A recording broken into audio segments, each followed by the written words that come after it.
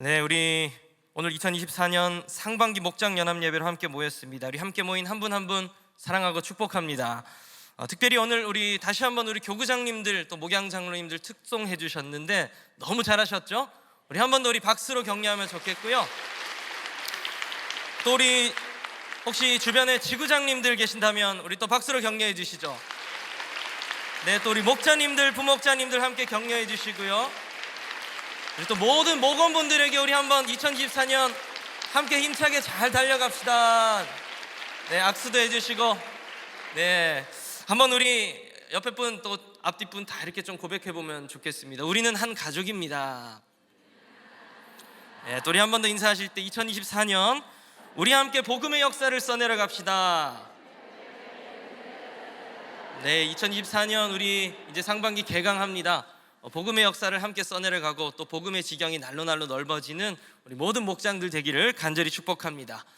우리가 오늘 목장 연합 예배로 모였습니다. 목장이라는 이름으로 모였는데요, 오늘 이 목장이 얼마나 이 대단한 공동체인지에 대해서 좀 말씀을 나눠보고자 합니다. 여러분, 이 목장은 그저 단순한 교회 조직이 아닙니다. 관리를 위해서 만들어진 어떤 구조나 조직만이 아닙니다. 목장은 대단히 성경적이고 역사적인 공동체입니다. 구약 시대부터 교회라는 것에 대한 예표들은 있었지만 실제적으로 이제 눈에 보이는, 이걸 좀 어려운 말로 가시적인 교회라고 하는데, 이 가시적인 교회가 출현한 것은 사도행전의 시대부터입니다. 예수님이 가이사랴 빌립보에서 마태복음 18장에 나오는 베드로에게 너는 교회가 될 것이다라고 이야기하신 그 사건을 통해서 예수님의 부활 승천 이후에 이제 마가의 다락방에서 기도하던 120명의 성도들에게 성령님이 임하십니다. 그 약속이 이루어지는 것이죠. 그러면서 이제 아주 자연스럽게 교회라는 것이 이제 가시화되기 시작했는데, 이 교회라는 것이 지금처럼 어떤 교회당 또 교회라고 불리는 이 조직 구조 안에서만 모이는 것이 아니라 가장 처음 시초는 이 가정에서 모이는 소그룹 공동체, 그것이 교회였습니다. 이제 사도가 있고 집사가 있고 이런 직분이 있었지만 그 리더십들을 중심으로 핵심은 흩어졌습니다. 흩어져서 각 가정에서 모인 교회 공동체, 이것을 초대교회라고 부르는데, 이 초대교회는 그야말로 이 확장성이 어마어마했습니다. 예루살렘 교회의 부흥 우리가 잘 아시지만, 그리고 또 그 부흥을 넘어서 온 유럽과 아시아를 덮었던 이 초대교회의 기하급수적인 복음 확장은 어떤 큰 교회나 크나큰 조직, 어떤 프로그램을 통해서 일어난 것이 아니라 각 가정에서 모이는 이 소그룹 공동체가 또 다른 소그룹을 낳고 또 다른 소그룹을 낳고 계속 이 또 다른 영혼을 계속적으로 낳는 교회였기 때문에 가능한 확장이었다는 거죠. 그렇게 거의 한 300년 정도 교회가 급속도로 확산됐습니다. 로마가 기독교를 국교로 공인하기 전까지 어마어마한 속도로 온 유럽을 덮었는데요, 로마가 기독교를 국교로 공인한 것 또한 참 기적적인 일이고 하나님이 일으키신 일이지만, 이 기독교가 이제 로마의 국교가 되면서 이에 대한 뚜렷한 부작용도 이제 드러나기 시작했습니다. 크리스텐덤이라고 부르는 이 기독교 제국, 이 국가와 종교가 손잡고 서로 함께 발을 맞추어가는 이 발걸음의 과정에서 뭔가 좀 복음이 변질되기 시작했다는 것이죠. 그리고 복음이 변질되면서 교회도 변질되기 시작했다는 것입니다. 특별히 로마가 이제 크나큰 교회들을 이제 건축하고 교회가 국가와 성직자를 중심으로 조직화되면서 이 초대교회의 모양, 이 소그룹의 모양이 깨어져 버렸습니다. 그래서 이 깨어져 버린 변화를 선교학자 빌 베켐이라는 사람은 어떻게 표현하냐면, 성례전은 공동체 식사에서, 초대교회 시절에는 공동체 식사였는데 의식으로 변화되었고, 예배는 참여에서 관람으로 변화됐고, 리더십은 부르심을 받은 종에서 직업으로 변질됐고, 성장은 번식에서 추가로, 전도 선교의 변화는 직접에서 간접으로, 교제의 변화는 공동체적 삶을 통한 깊은 교제에서 집회를 통한 피상적 교제로, 은사는 덕을 세우는 것에서 재능이나 혹은 은사 자체를 거부하는 일로 변질됐고, 교인들은 생산하는 사람에서 소비자로 변질됐고, 성경은 말씀의 준행자에서 말씀의 청취자로 변형됐고, 복음 전도는 구조로부터 벗어남, 나가서 복음을 전하고 나가서 복음으로 살아야 되는데 구조 속으로 진입하는 것, 그냥 구조 안에서만 만족하는 이런 형태로 변질되었다라고 이야기합니다. 이와 같은 변화의 시기를 거치면서 사실 이 기독교 소그룹, 제가 아까 초대교회 말씀드렸던 이 소그룹이 거의 한 1000년 정도, 1000년 이상 이 기독교 주류에서 그냥 배제돼 버립니다. 기독교라는 것은 그냥 큰 무리로 모이는 교회로 이제 인식이 되었지, 가정에서 모이는 두세 사람이 주님의 이름으로 모이는 소그룹은 거의 사라져 버립니다. 특히 이제 이 중세 가톨릭은 평신도들이 성경을 읽는 것을 매우 엄격히 금지했습니다. 그래서 소그룹으로 모여서 뭐 말씀을 나누거나 신앙적인 교제를 하는 것 자체가 이루어지기가 매우 어려웠죠. 그러니까 이제 이런 역사들이 쭉 진행되다 보니까 뭐 면죄부를 팔아도, 그다음 뭐 사제들이 어떤 이상한 일을 해도 성도들은 이 성경이라는 기준 자체가 없기 때문에 그것을 말씀의 거울에 비추어서 판단하기가 매우 어려운 시대가 거의 1000년 정도의 시대였다는 것입니다. 그렇게 이제 한 1000년 정도의 시간이 흘러서 종교개혁의 시대가 왔습니다. 더 이상의 이러한 어두움을 참을 수 없었던 각국의 종교개혁자들이 일어나서 이제 종교개혁을 시작했죠. 그 종교개혁의 가장 중심이 되는 정신이 무엇인가? 다시 복음으로 돌아가자입니다. 다시 오리지널의 복음, 다시 진정한 말씀으로 돌아가서 모든 것을 한번 바꿔보자라는 이야기가 시작됐습니다. 이러한 종교개혁의 시기에 우리가 잘 아는 종교개혁자 루터와 칼빈은 이러한 복음적인 삶을 사는 것, 그 다음에 말씀을 우리가 읽고 공부하는 것, 그리고 복음을 전하는 가장 중심적인 주체는 교회가 되어야 하고, 이 교회는 개혁된 교회여야 하고, 또 더 나아가서 그 교회 안에 또 교회들이 있어야 한다라고까지 표현했습니다. 이 교회 안에 교회라는 표현이 무슨 표현일까요? 바로 우리의 목장, 우리의 소그룹입니다.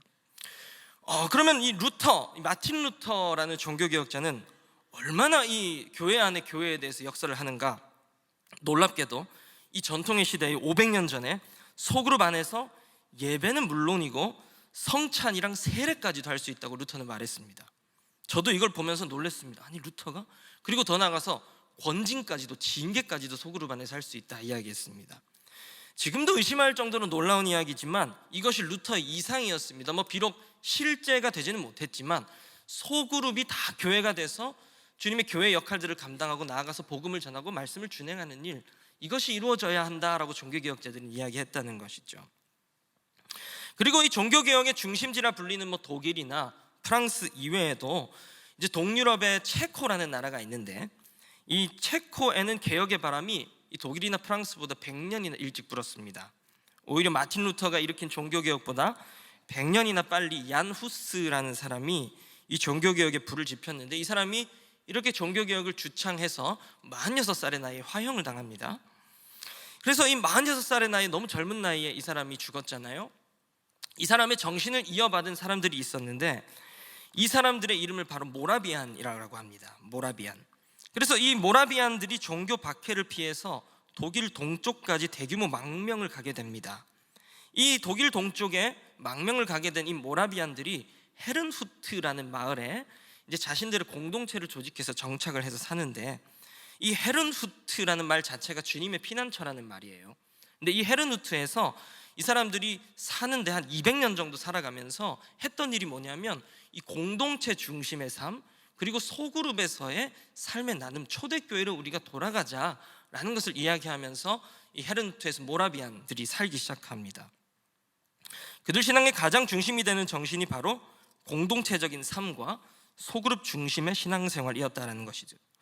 그 다음에 기도와 말씀, 예배로부터 나오는 경건의 실천, 사회적 약자를 돕는 믿음의 실천, 이런 실천들이 이들 신앙의 근간이었습니다. 그래서 이들의 이러한 신앙의 모습이 결국에는 18세기 초에 온 유럽과 미국을 뒤흔드는 우리가 잘 아는 대각성 운동의 시작이 됩니다. 이 대각성, 이 영어로 하면 리바이벌리스틱이라고 하는데, 이 대각성이라는 말 자체가 이 모라비안 교도들이 이미 얀 후스의 시대부터 써온 말이었습니다. 우리가 각성해야 하고, 우리가 부흥해야 하고, 하나님의 불이 우리 가정 가운데, 우리 소그룹 가운데에 떨어지는 것을 우리가 갈망해야 합니다. 바로 이런 움직임들이었다라는 것이죠. 그래서 이들이 이 헤르누트 마을에 어떤 일이 일어나냐면, 1727명의 이 4명의 어린 아이들이 모여서 한 집에서 기도하기 시작했습니다. 그런데 이 모라비안 이 소녀들, 4명의 소녀들이 기도하는 이 소그룹에 성령의 불이 붙기 시작하면서 마치 이 용광로와 같은 모라비안의 헤르누트 기도회가 시작되었다고 합니다. 근데 이 헤르누트 기도회의 특징이 뭐냐면, 하루에 24명의 이 남녀로 조직된 기도팀이 24시간을 하루에 1시간씩 매일 기도를 하는 거예요. 기도 릴레이죠. 그러니까 24시간을 쉬지 않고 매일 24명의 남녀들이 기도를 하는 것입니다. 근데 이 24시간의 기도회가 몇 년 동안 지속됐는지 아십니까? 무려 112년이나 지속되었다고 합니다. 이 헤르누트라는 마을에서. 그리고 기도회만 지속된 것이 아니죠. 좀 아시는 분들 아시겠지만 이 모라비안 교도들의 영향을 받은 이 신학자들이 굉장히 많습니다. 우리가 잘 아는 존 웨슬리도 풍랑이 막 일어나는 바다에서 너무나 자신은 두려움에 덜덜 떨고 있는데 이 지하 선실로 내려가 보니 이 소그룹으로 모여서 이 모라비안 교도들이 찬양하며 기도하고 있었다는 거죠. 너무나 평안하게 말씀을 나누고 있었다는 겁니다. 그들의 모습을 보면서 내가 다시 오리지널이 무엇인지, 평안이 무엇인지, 하나님이 누구인지 다시 내가 알아야겠다. 그래서 그 존 웨슬리가 그런 영향을 받아서 조직한 것이 영국에 가서 홀리클럽을 조직했고, 그 홀리클럽이라는 기도 모임, 소그룹 기도 모임에서 이루어진 불들이 옮겨 붙어서 온 영국과 미국을 불타게 한 대각성 운동이 됐습니다. 그 대각성 부흥 운동의 주역인 존 웨슬리뿐만 아니라 조지 휘필드나 조나단 에드워즈 같은 사람들이 결국 그 영국과 미국의 부흥 운동을 주도하고, 그 부흥 운동의 불은 결국에는 동양으로, 아시아로 선교사들을 보내기 시작했는데, 그 대각성 운동 후에 일어난 선교 운동 때문에 바로 이 대한민국 한반도에 그 영국과 미국에서 엄청난 선교사들이 밀려오게 된 것입니다. 여러분, 이렇게 소그룹은 보기에 작아 보이지만 이처럼 세계교회 역사의 생명줄이 바로 소그룹이고, 교회를 생존하게 하고 부흥하게 하는 엄청난 능력을 가지고 있는 것이 이런 소그룹입니다. 그렇게 우리의 목장 또한 가지고 있는 이 능력이 엄청나리라 믿습니다. 우리의 목장이 다 이런 목장들, 이런 소그룹들 되시길 간절히 축복합니다. 우리 다시 한번 우리 옆에 또 우리 목장 함께 앉아 있을 텐데, 우리는 엄청난 능력을 가지고 있습니다. 말씀해 주시죠. 아멘. 여러분, 사단은 늘 공동체를 파괴하려고 합니다. 태초에 아담과 하와가 선악과를 딱 먹고 범죄할 때 모습을 생각해 보십시오. 아담이 바로 하와 탓을 합니다. 이 여자가 나에게 주어서 먹게 했습니다 라고 이야기를 하죠. 여러분, 이래서 남편들이 늘 핍박받는 것 같습니다. 그런데 이 하와는 얼마나 억울했을까요? 정말로. 아니 자신이 먹게 했다 할지라도 자신의 사랑하는 그 남편이 그런 얘기를 해서는 안 되잖아요. 이게 바로 이 저주의 시작입니다. 이 하와의 상처, 그리고 아담과 하와의 이 관계가 지금 우리의 관계입니다. 남녀 관계뿐만 아니라 우리가 한 사람 한 사람 교제하는 관계라는 것이죠. 남녀가 불신하고, 가정 안에서 불신하고, 형제가 형제를, 자매가 자매를 불신하는 저주의 시작이죠. 그들의 자손들도 그렇죠. 가인과 아벨, 태어나자마자 한 명은 살인자가 되고 한 명은 피해자가 됩니다. 이런 절대로 화평과 연합을 이룰 수 없을 것 같은 인간이 모인 공동체에 어떻게 화평과 연합이 이루어질 수 있을까요? 인간으로서는 상상할 수 없는 불능의 구역입니다. 그런데 우리로선 불가능하지만 우리의 모든 죄와 저주를 지고 십자가를 지신 하나님의 아들 예수 그리스도께서 계시는 줄로 믿습니다. 그래서 두세 사람이 모인 곳에는 이러한 화평과 평화와 연합이 이제는 가능하게 되었다는 사실입니다. 그리고 더 나아가서 이 십자가에서의 구속은 우리의 개인적인 차원에만 머무는 구속과 해방이 아닙니다. 오늘 본문 우리 20절 말씀을 다시 한번 우리가 같이 읽어보면 좋겠습니다. 시작. 두세 사람이 내 이름으로 모인 곳에는 나도 그들 중에 있느니라. 아멘. 두세 사람이 주님의 이름으로 모인 곳에는 주님이 함께 하신다고 말씀에 약속되어 있습니다. 개인적인 차원만이 아니라 두세 사람이 함께하는 공동체에도 이 하나님의 구속과 해방과 연합하게 하시면 유효하다라는 사실입니다. 시편 133편 1절 말씀은 우리에게 이렇게 말씀합니다. 보라, 형제가 연합하여 동거함이 어찌 그리 선하고 아름다운가. 하나님 보실 때에 가장 아름다운, 이 아름다움의 최상급이 뭔가 보니까 형제가 도저히 연합할 수 없고 도저히 하나 될 수 없는 형제가 그리스도의 복음으로 말미암아 함께 하나 되는 것, 그리고 함께 많은 시간을 보내는 것, 그리고 더 나아가서 함께 예배하고 기도할 때에 얼마나 하나님 보시기에 아름다운 모습이겠는가, 우리가 이 말씀을 보면서 생각해 볼 수가 있다라는 것입니다. 우리가 이렇게 주님의 이름으로 모일 때, 예수의 이름으로 모일 때 하나님이 우리의 하나 되심을 이룰 줄로 믿습니다. 2024년 이 목장 모임의 출발점에 선 우리 모든 목장들이 2024년에는 더 큰 하나됨과 연합을 이루기를 간절히 축복합니다. 제가 몇 년 전에 미국에 너무 궁금한 이 교회가 있어서 한 교회를 방문한 적이 있습니다. 제 발로 저희 아내와 둘이 방문한 적이 있습니다. 현재 미국 교회에서 불려지는 찬양의 대다수가 이 교회의 찬양인데 바로 베델 교회라는 교회입니다. 이 운정에 있는 베델 교회가 아니고요. 이제 미국 캘리포니아에 있는 베델 교회인데, 이 교회가 은사적인 교회로 유명합니다. 특별히 이제 예언이나 치유 이런 걸로 유명한데, 너무 궁금해서 저희 아내와 미국까지 찾아가서 이 캘리포니아 레딩에 위치한 이 베델 교회를 찾아갔습니다. 많이 이제 이 교회에 대해서 연구를 하고 갔는데 사실 좀 가봐야 알겠다라는 생각들이 많았어요. 그래서 제가 이 교회에 하루도 아니고 이틀도 아니고 한 일주일 정도 머물렀습니다. 일주일 정도 머물면서 느낀 것은 이 교회가 어떤 교회 시설이나 예배의 화려함이나 신비적인 은사가 이 교회의 진면모가 아니라는 것을 알게 됐습니다. 제가 이 교회가 예언이랑 치유로 유명하다 했잖아요. 예언과 치유하면 좀 이상하게 생각하실 수 있습니다. 근데 이 예언이 어떤 예언이냐면, 제가 교회 문을 딱 열고 들어가자마자요, 정말 과장이 아니고요, 한 20명 정도 되는 사람들이 저한테 몰려와서 어디서 왔냐, 어떻게 왔냐, 너무 환영하며 환대하면서 물어보고 칭찬해주고, 제가 그렇게 잘생긴 사람도 아닌데 핸섬부터 그 다음에 또 기도해주기 시작하는데, 이미 그 교회 마당에 들어가서 30분 정도를 제가 기도를 받았습니다. 내가 당신을 위해서 기도해주고 싶다고. 그런데 저만 손님이 아니거든요. 이 교회가 워낙 유명한 교회여서 수백 명이, 하루에도 수백 명이 찾아오는데, 그 사람들을 그렇게 다 반겨주고 기도해주고 칭찬해주고 하더라고요. 그리고 제가 이제 그 세미나가 있어서 이제 프로페틱 세미나, 예언적 세미나 이렇게 이제 이름이 붙어서 갔는데, 이 예언이 우리가 생각하는 그런 예언이 아니에요. 어떻게 사람을 세워주는가, 어떻게 사람을 더 하나님의 사람으로 만들어줄 수 있는 거룩한 입술을 가지고 칭찬할 수 있는가, 이런 어떤 세미나더라고요. 1세기 교회 예배 이야기라는 책이 있습니다. 이 책은 초대교회의 예배와 공동체의 모습이 어떠한지를 아주 잘 이야기해주는 책인데, 이 초대교회의 특징은 어떤 특징이냐면 외인에게 열려 있습니다. 그리고 격식이 없습니다. 그리고 예배와 성찬에서 웃음과 눈물과 공감과 사랑과 축복이 가득한 바로 그곳이 바로 초대교회이고 초대교회 1세기 교회의 예배였다라고 이야기하는 책입니다. 사도 바울도요, 고린도전서에서 은사에 대한 이야기를 할 때 특별히 예언을 하라라고 이야기를 하죠. 특별히 예언을 하셔야 됩니다. 그런데 이 예언을 할 때 이 예언에 대한 부연 설명이 매우 중요합니다. 우리 고린도전서 14장 3절 말씀을 같이 한번 읽어볼까요? 시작. 그러나 예언하는 자는 사람에게 말하여 덕을 세우며 권면하며 위로하는 것이다. 자, 예언에 대해서 특별히 예언을 하라라고 이야기하는데, 이 예언을 어떻게 하라고 이야기하냐면 덕을 세우고 권면하고 위로하는 것이다. 그러니까 이 이하도 이 이상도 더 가서는 아닌 이 예언은 정말 사람을 세우고 권면하고 위로하는 우리의 입술에 주신 하나님의 은사이다라고 이야기하고 있습니다. 그렇다면 이것을 지금 우리의 삶과 목장 생활에 한번 적용해 보겠습니다. 우리가 하나님의 마음을 가지고 겸손함과 사랑을 담아서 우리 주변의 지친 영혼, 목장 식구들, 가족들에게 거룩한 입술을 열어서 말할 수 있다면 그것이 최고의 은사가 아니겠습니까? 하나님의 덕을 세우는 최고의 방법입니다.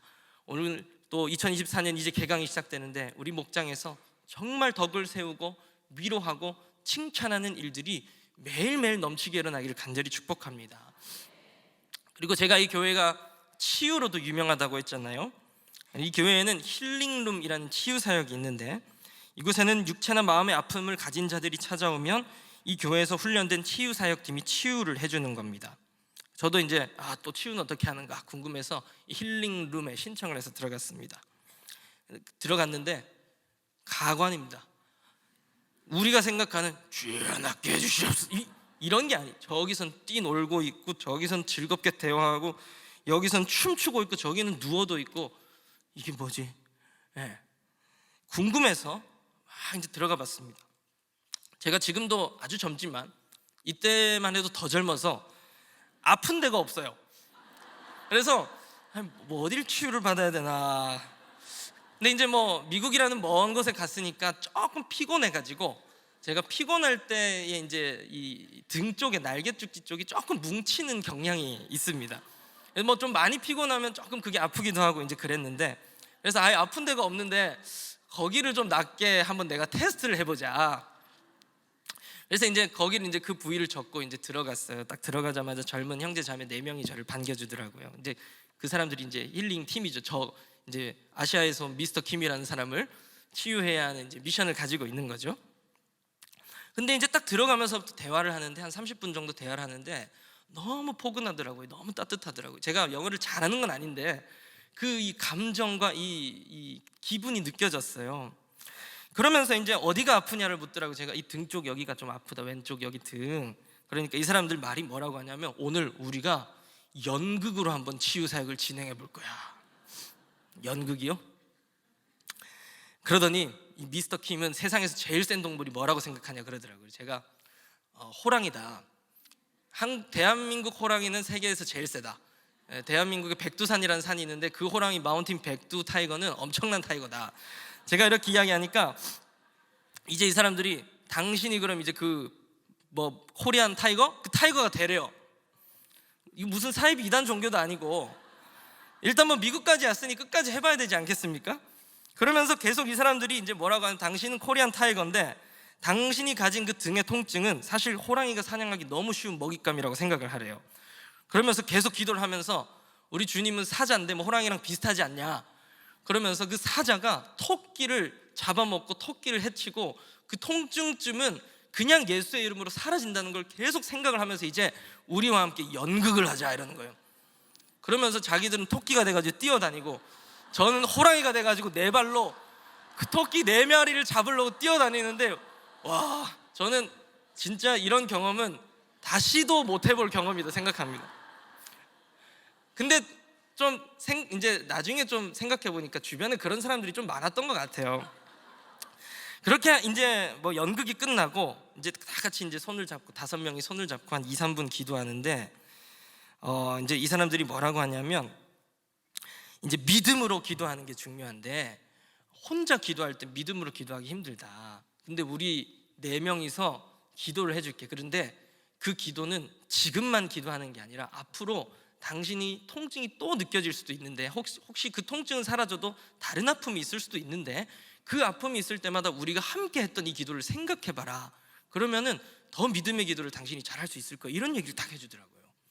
그 순간 제가 이 함께 기도하는 것, 그냥 저는 그 시점에만 기도하는 것이 중요하다 생각했는데 그 이후에도 이 기도를 기억하고 이 기도를 생각할 때 우리 안에 함께하는 기도의 능력이 엄청나다라는 것을 믿음으로 믿을 수 있구나라는 생각을 그때 처음 하게 되었던 것 같아요. 그리고 나서는 지금까지 한 번도 제 등에 통증이 없습니다. 예, 정말입니다. 저희 아내한테 물어보셔도 됩니다. 의심이 가시면 저도 의심이 가요. 어떻게 연극해가지고 그렇게 저희 아내에게 물어보시면 됩니다. 근데 저는 그때 그 치유보다 더 대단한 것을 느꼈습니다. 치유 사역이 다 마치고 저를 집에 가는 그 교회 문 앞까지 마중 나와서 반갑게 인사하는 그 4명의 청년들을 보면서 야, 저런 팀, 저런 연합된 공동체가 있다는 게 부럽기도 하고 대단하기도 하고 또 정말 2-3 사람이 예수의 이름으로 모여서 그분의 이름으로 일할 때 하나님이 일하심을 충분히 볼 수 있구나라는 아주 인상 깊은 경험을 제가 했습니다. 예수님이 제자들을 세상으로 파송하시면서 나보다 더한 것도 할 수 있을 것이라고 하셨습니다. 예수님이 하신 일이 무엇입니까? 귀신을 내어 쫓고 질병을 치유하고 죽은 자도 살리는 일을 제자들이 똑같이 아니 더한 일도 할 수 있다고 예수님 말씀하셨습니다. 그런데 이렇게 할 수 있는 이유는 무엇이겠습니까? 첫째로는 성령 하나님입니다. 마가의 다락방에 약속대로 임하신 성령님이 제자들과 함께 하시기 때문이었고, 그리고 둘째로는 주님께서는 그들을 이 세상에 교회로 파송하셨기 때문입니다. 이 교회는 능력 있는 교회입니다. 음부의 권세가 파하지 못하는, 이기지 못하는 능력 있는 교회, 그리고 그 교회는 주님의 이름으로 모인 2-3 이상의 사람들로 구성되어 있습니다. 단순한 모임이 아닙니다. 예수님이 하신 일보다 더한 일을 세상에 행하고 많은 영혼을 주님께로 인도하는 구원의 방주, 이것이 바로 우리의 교회, 우리의 목장인 줄로 믿습니다. 2024년 우리 광성교회 모든 목장 안에 이 하나님의 놀라운 승리의 역사가 가득하기를 기대하고 또 그렇게 되기를 간절히 바랍니다. 더 많은 영혼을 담아내는, 또 계속해서 목자와 부목자들을 탄생시키고 교회적으로만 교회를 분립개척하는 것이 아니라 우리 목장들도 충분히 또 다른 목장을 분립개척할 수 있습니다. 이렇게 내외적으로 계속해서 하나님의 교회를 크든 작든 개척하고 세워나가고 또 나가서 영혼을 살리고 제자 삼는 것이 우리에게 주어진 하나님의 최고의 명령이지 않겠습니까? 이 말씀을 잘 순종하며 나아가는 2024년, 또 이 말씀이 이루어지며 나아가는 2024년 되기를 축복합니다. 죽은 교회를 부검하다라는 책이 있습니다. 이 책은 옛날에는 왕년에는 참 잘 되던 교회였지만 지금은 사라지고 없어져 버린 교회들을 연구하면서 어떤 특징들이 있었는가를 정리한 책입니다. 근데 이 책은 딱 목차만 펴서 봐도 어떤 교회가 죽어버린 교회인지를 우리가 단번에 알 수 있습니다. 목차 9개만 제가 읽어드리겠습니다. 1번, 아무도 알아채지 못할 만큼 서서히 쇠퇴했다. 2번, 어떤 변화도 한사코 거부했다. 3번, 그들만의 교회였다. 내부 지향적으로만 예산을 사용했다. 어느 순간 지상대 명령에 대한 순종이 사라졌다. 나 자신을 위한 성도들로 가득 찼다. 목사들은 성도들과 갈등을 최소화하는 안전한 길을 선택했다. 그 교회는 좀처럼 함께 기도하지 않았다. 교회의 목적과 사명을 잃어버렸다. 여러분, 우리가 지금 2024년의 출발점 앞에 서 있습니다. 우리 목장 개강이죠. 이 시점에서 우리의 교회, 우리의 목장을 보다 더 철저히 점검할 필요가 있습니다. 이 시대 정말 두세 사람이라도 함께 모여 하나님의 뜻을 알고 이루어 나갈 때에 함께 하시고 동행하셔서 그 목장을 통해, 그 그룹을 통해 능력을 충분히 나타내실 하나님을 신뢰하는 믿음이 우리 안에 있어야 할 줄로 믿습니다. 오늘 우리가 다시 한번 이 자리에서 믿음으로 결단하며 나아가면 좋겠습니다. 하나님, 2024년 우리가 주님의 이름으로 2명, 3명 함께 모일 때에 하나님이 함께 하실 줄로 믿습니다. 하나님, 우리 목장에 세상이 이룰 수 없는 연합과 화평을 주실 줄로 믿습니다. 하나님, 우리 목장의 놀라운 회복과 치유와 승리의 역사가 2024년에도 일어날 줄로 믿습니다. 하나님, 우리 목장에 영혼 구원의 역사가 일어날 줄로 믿습니다. 우리의 가족과 지인과 품고 눈물 흘리며 기도하는 영혼마다 주님 앞에 돌아오는 역사가 있게 하여 주시옵소서. 이런 믿음의 기도들이 우리 목장의 모든 기도들 되시기를 간절히 축복합니다.